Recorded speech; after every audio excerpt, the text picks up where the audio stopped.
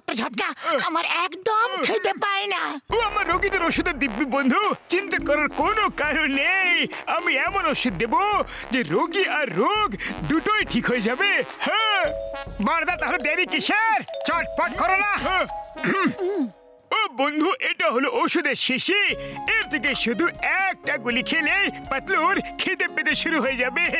আর এই একটা গুলি এই গ্লাসের জলের সাথে খেয়ে ফেলো বন্ধু, এখুনি। যদি একটা গুলি খেয়ে নিলে খিদে পেতে শুরু হয়ে যায়, তাহলে সবগুলি যদি খাইয়ে দেওয়া যায় তাকে, তাহলে তার কি হবে? যা হবে পাতলুর জন্য সেটা ভালো হবে না, বুঝলে? কি সুন্দর কবিতা বললে। কবিতাকে ছাড়ো, কবিতাকে ছাড়ো, কিছু একটা কাজ করা যাক।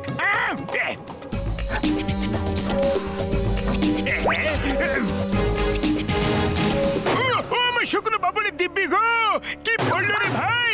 চলো গিয়ে দেখা যাক।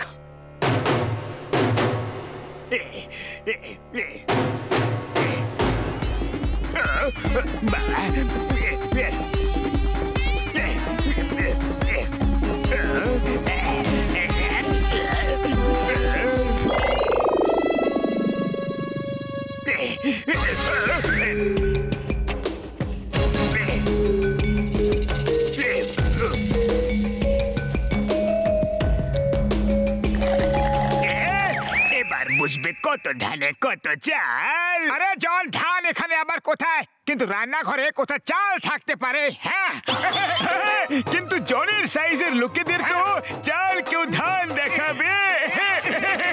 উড়িয়ে নাও, উড়িয়ে নাও, যত মজা করার করে না। কিন্তু এখন তো তোমরা না জানোতে শুরু হবে, কারণ পাতলুর গ্লাসে আমি পুরো বোতলের ওষুধটাই মিশিয়ে দিয়েছি। আরে মোটু আমার ভাই, আমার বন্ধু, এটা তো খুব বেশি গন্ডগোল হয়ে গেল। এখন তো পাতলুর খিদে মেটানো খুব মুশকিল হয়ে যাবে না? অসম্ভব হয়ে পড়বে বন্ধু। মোটু আমার খিদে পাচ্ছে। মোটু কিছু একটা করো, আমার খুব জোরে খিদে পেয়েছে, খুব জোরে খিদে পেয়েছে, খিদে পেয়েছে।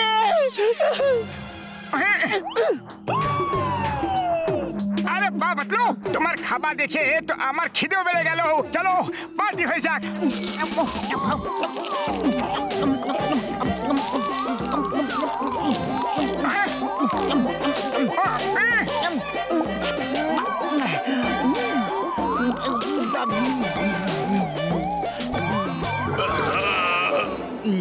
আরে এটা কি হচ্ছে? পাতলু শরীর তো খেলেই মোটা হয়ে যাচ্ছে গো। আরে মোটু আমার ভাই, ও যত খাবে না ততই বেশি মোটা হতে থাকবে। তুমি ওকে নিয়ে যাও, ততক্ষণ আমি কোনো অ্যান্টিডোট বানাতে যাচ্ছি বন্ধু। আরে গরম গরম সিঙ্গারা ভাইজা ফেলু। ওই মোটু পাতলু, কেমন আছো? কি খবর? খুব খারাপ খবর। না রুটি আছে না ভাত, খিদের জ্বালায় হচ্ছে আমি কুপোকাত। আয় মা, পাতলু তো কবি হয়ে গেল গো। আইনের দিব্যি চেঙ্গম স্যার, আমি না কবি না কবিতা, আমি তো এই সময় খুবই বেচারা, অসহায়, দুঃখী, আর শুধু খাবার খাওয়ার জন্য অস্থির হয়ে যাচ্ছি।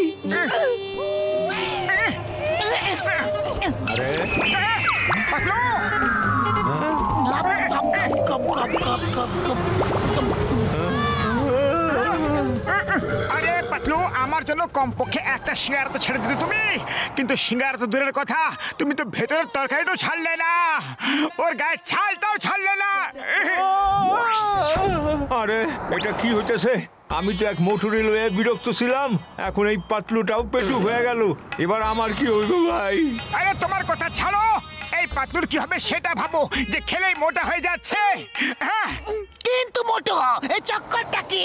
আরে এই সব হলো ডক্টর ঝটকার ওষুধের সাইড ইফেক্ট।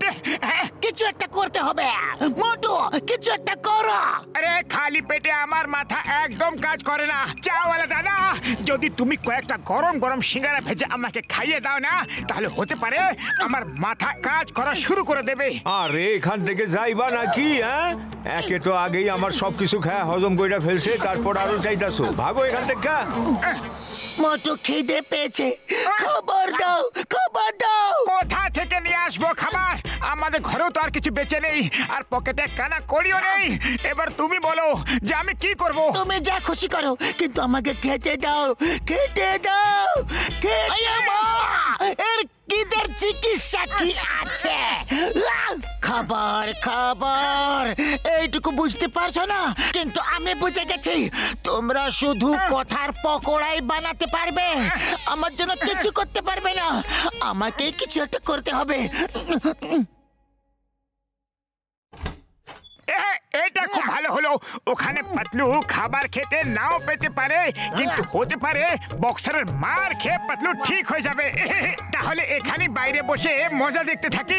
বলো চিংগাম স্যার, কেমন হবে ব্যাপারটা? হয়ে যাও আর ভিতরে দৃশ্য দেখার জন্য অপেক্ষা করো। ওই এই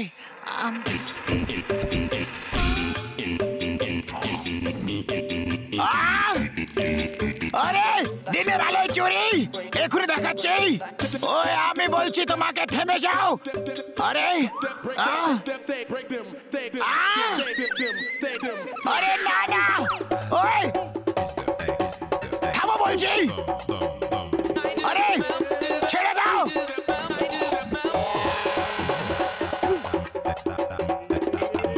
আরে থামো। ওই না না, ওই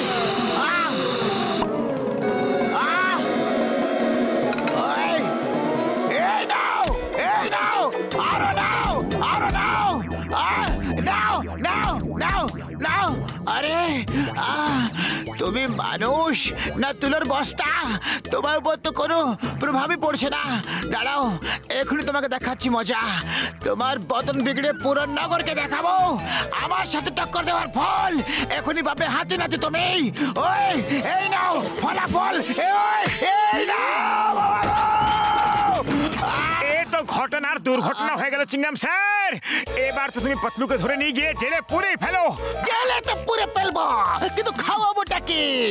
এ তো সব কয়েদিদের খাবার, একদিনে একাই খেয়ে ফেলবে। চিংগাম স্যার, বক্সারের এখানে খেয়ে তো আমার খিদে আরো বেড়ে গেছে। এখন তো আমার ইডলি দোসা খেতে ইচ্ছা করছে। আমি তো চললাম ইডলি খেতে। স্যার স্যার, আপনার শরীর খারাপ নাকি?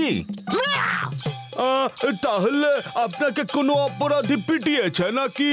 তোমরা কেন এরকম আলতু পালতু কথা বলছো? চুপ হয়ে যাও, আমার মাথা খারাপ করো না।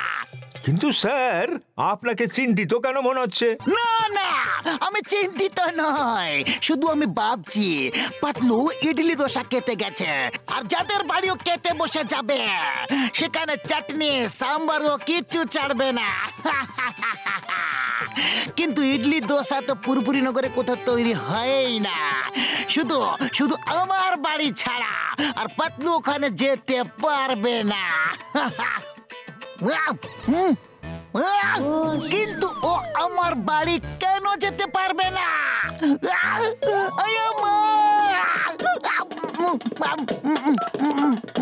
হ্যালো মা, পাতলু এলে ওকে ইডলি দোসা একদম খাওয়াবে না। আইয়ো, ওরা তো এখানে বসে গপ গপিয়ে খাচ্ছে, আর পুরো মাস কাবারি বাজারই শেষ। আইয়ো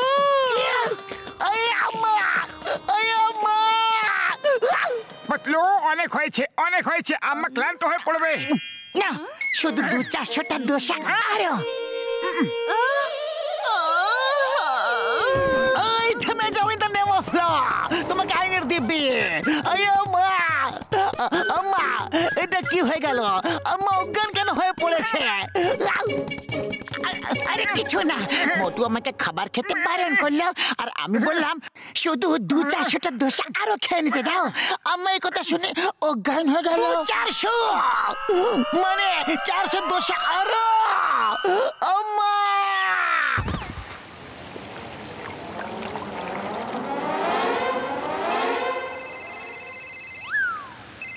আরে জলদি এসো বড়দা, পাতলু তো চারিদিকে হাঙ্গামা মাতিয়ে রেখেছে। আরে এই নাও ভাই, অ্যান্টিডোট তৈরি হয়ে গেছে। একটা ইঞ্জেকশন আর পাতলু ঠিক হয়ে যাবে। কিন্তু শীঘ্রই করো ভাই, নাহলে এই ওষুধের প্রভাব একদম শেষ হয়ে যাবে। আরে এই ড্যামের দেওয়াল ভেঙে গেছে মনে হচ্ছে। যদি তাড়াতাড়ি এই ফুটো বন্ধ না হয় তাহলে পুরো ফুরফুরি নগর ডুবে যাবে। ডক্টর ঝটকা, ওই দেওয়ালের ফুটো আটকানোর একটা উপায় আছে।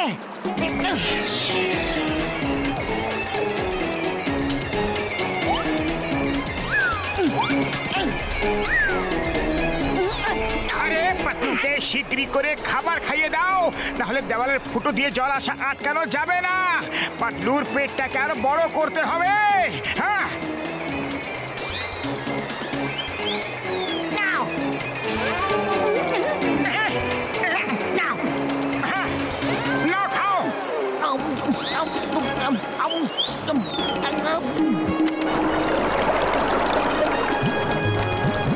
পাতলু মশাইয়ের জয়! পাতলু মশাইয়ের জয়! পাতলু মশাইয়ের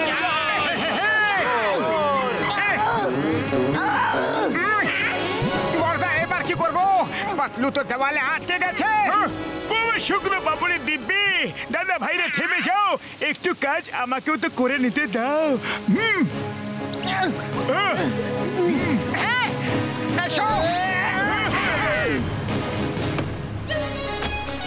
তুমি পুরস্কার পাবে। পুরো ফুরফুরি নগরকে ডুবে যাওয়ার হাত থেকে বাঁচিয়ে দিয়েছো।